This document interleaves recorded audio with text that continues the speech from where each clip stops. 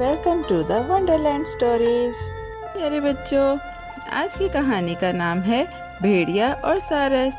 ایک بار ایک روشن سبز جنگل میں ایک بھوکا بھیڑیا رہتا تھا۔ وہ ایک لمبے درخت کے نیچے بیٹھ کر اپنا شکار بہت تیزی سے کھا رہا تھا۔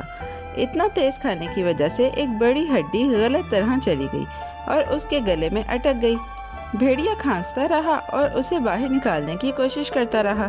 ہوا میں پتے ہلنے لگے، چھوٹے پرندے شاخوں پر بیٹھ کر دیکھ رہے تھے۔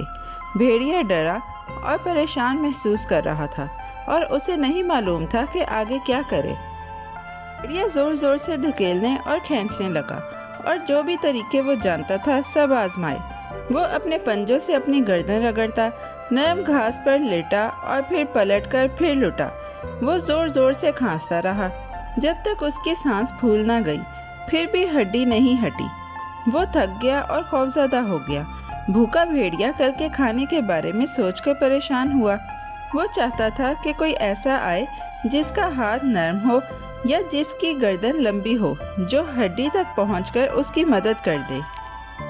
سوچتے اور درختوں کے کنارے چلتے چلتے بھیڑیے کو ایک دوست کا خیال آیا جو چھوٹے تالاب کے پاس رہتا تھا۔ وہ ایک لمبا اور پتلا سارس تھا جو رقص کی طرح چلتا اور اس کی گردن بہت لمبی تھی۔ بھیڑیا اپنے پنجوں سے چل پڑا۔ اس کا دل زور زور سے دھڑک رہا تھا اور وہ سارس کو ڈھونڈنے لگا۔ جب وہ تالاب تک گیا تو اس نے جھک کر سلام کیا اور مہربانی سے بولا تاکہ سارس صبر سے اس کی بات سن لے۔ بھیڑیا نے نرم آواز میں بتا دیا کہ کیا ہوا تھا۔ اس نے سارس کو بتایا کہ ایک بڑی ہڈی اس کے گلے میں اٹک گئی ہے۔ اس نے کہا، بھائی سارس، تیری گردن لمبی ہے اور تو آسانی سے ایسی ہڈی تک پہنچ سکتا ہے۔ اگر تو مہربانی کر کے میری مدد کرے تو میں تجھے تیری محنت کے منصفانہ اجرت دوں گا۔ سارس نے سر ہلا کر ایک لمحے کے لیے سوچا۔ اس نے جنگل کی ہنہناہٹ اور تالاب کی ہلکی لہروں کا تصور کیا۔ وہ مسکرایا اور مدد کرنے کے لیے تیار ہو گیا۔ سارس نے خود کو پرسکون اور بہادر محسوس کیا۔ وہ قریب آیا اور اپنے لمبے پاؤں نرمی سے موڑ لیے جیسے ایک پیارا رکاس۔ بھیڑیا احتیاط سے بیٹھ گیا اور اپنا منہ چوڑا کر لیا۔ جب سارس دیکھ رہا تھا سب بہت خاموش تھے۔ سارس نے اپنی لمبی گردن دھیرے دھیرے اور بڑی احتیاط سے نیچے کی۔ وہ آہستگی سے حرکت کرتا رہا، جلدی نہیں کیا تاکہ بھیڑیا ڈرے نہیں۔ جنگل جیسے سانس روک کر دیکھ رہا تھا جب سارس نے اپنے دوست کی مدد شروع کی۔ صبروں کے ساتھ سارس نے بھیڑیا کے گلے میں اپنی گردن ڈالی۔ اس کے پروں بھیڑیا کے منہ کے اندر کے گرم ہوا کو چھو گئے۔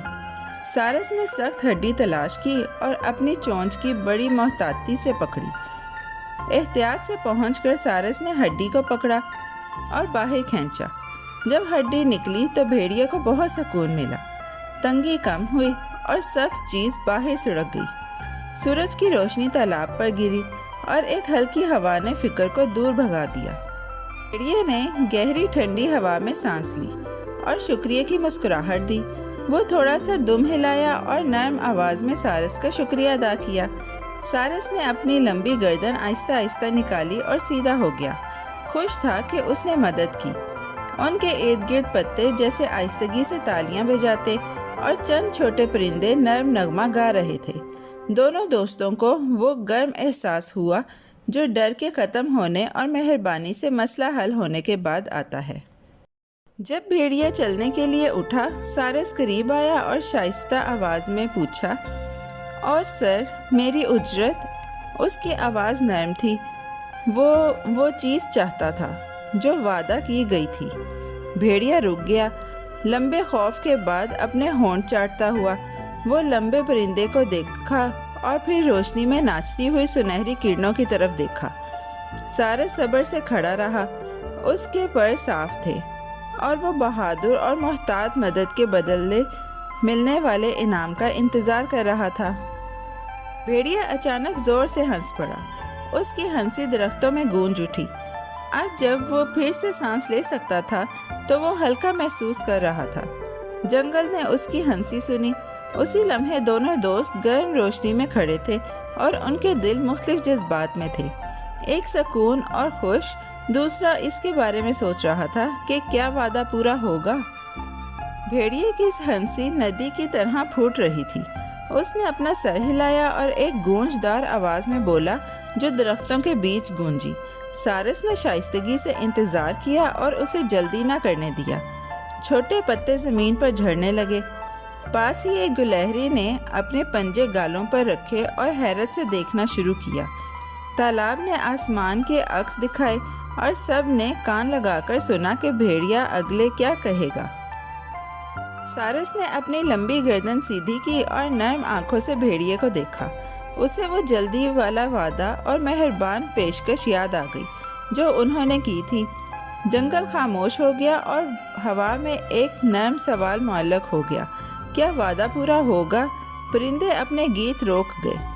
بھیڑیے نے ایک روشن مگر پہیلی سی مسکان دی۔ سارس نے پرسکون رہ کر انتظار کیا، امید میں کہ اس کی محتاط مدد کے بدلے منصفانہ انعام ملے گا۔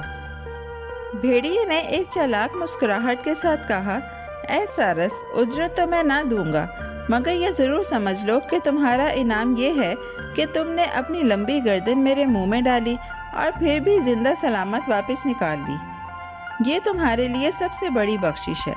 یہ سن کر سارس حیران اور اداس ہوا، لیکن وہ سمجھ گیا کہ لالچی اور ناشکرے کے ساتھ دوستی نہیں کی جا سکتی۔ وہ خاموشی سے اپنے تالاب کی طرف لوٹ گیا اور جنگل نے اسے یہ سبق سکھایا کہ احسان ہمیشہ ہر کوئی نہیں مانتا۔ میرے بچوں، کیسی لگی آپ کو یہ کہانی؟ ایسی ہی مزیدار کہانیاں سننے کے لیے ہمارے چینل کو لائک، سبسکرائب اور شیئر کرنا مت بھولیے گا۔ Bye bye.